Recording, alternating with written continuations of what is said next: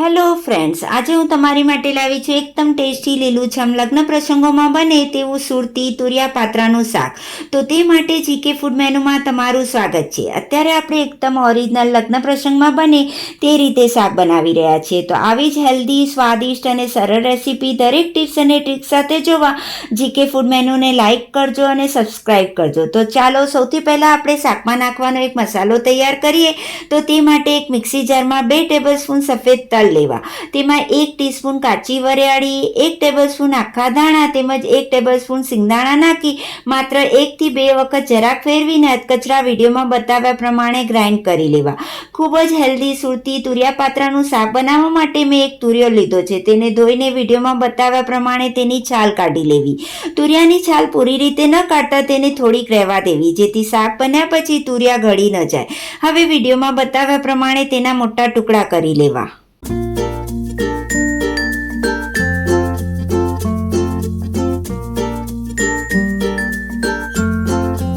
પાત્રાનું શાક બનાવવા માટે પાત્રા કેવી રીતે બનાવવા તેની લિંક મેં નીચે ડિસ્ક્રિપ્શન બોક્સમાં આપેલી છે, તે તમે ત્યાં જોઈ શકો છો. આપણા તુરિયા પણ કપાઈને તૈયાર છે તેમજ પાત્રા પણ તૈયાર છે. તો ચાલો શરૂ કરીએ. હવે એક કઢાઈમાં 3 થી 4 ચમચા તેલ ગરમ કરી તેમાં અડધી ચમચી રાઈ નાખવી. રાઈ તતરે એટલે અડધી ચમચી જીરું તેમજ લીલા મરચાં અને કડી પત્તાના પાન, કાપેલા તુરિયા તેમજ તીખાશ પ્રમાણે આદુ મરચાંની પેસ્ટ નાખી મિક્સ કરી લેવું. હવે સ્વાદ અનુસાર મીઠું તેમજ 5 ચમચી હિંગ નાખી ફરીથી એકવાર મિક્સ કરી લેવું. કઢાઈ પર થાળી કે ડીશ ઢાંકી તેમાં થોડુંક પાણી નાખવું અને તુરિયાને ચડવા દેવા. લગભગ 5-1 મિનિટમાં મીડિયમ ગેસ પર તુરિયા ઓલમોસ્ટ ચડી જશે. ત્યારબાદ તેને ખોલીને ફરીથી એકવાર મિક્સ કરી તેમાં બનાવેલો મસાલો તેમજ 1 ચમચી હળદર અને થોડાક લાલ મરચાં નાખવા.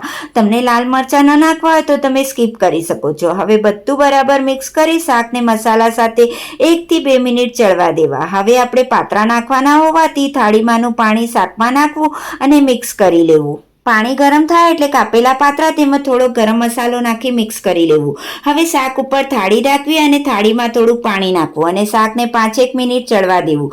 ત્યારબાદ તમે જોશો તો પાત્રા સરસ ચડી ગયા હશે.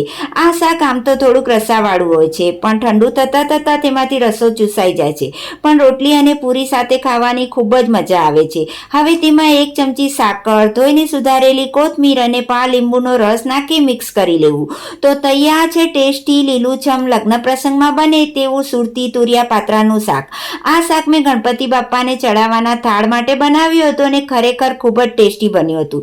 તો તમે પણ આ શાક જરૂર ટ્રાય કરજો અને મને જણાવજો કે તમને આ શાકની રેસીપી કેવી લાગી અને તમને આ શાક ભાવ્યું કે નહીં. Thank you so much.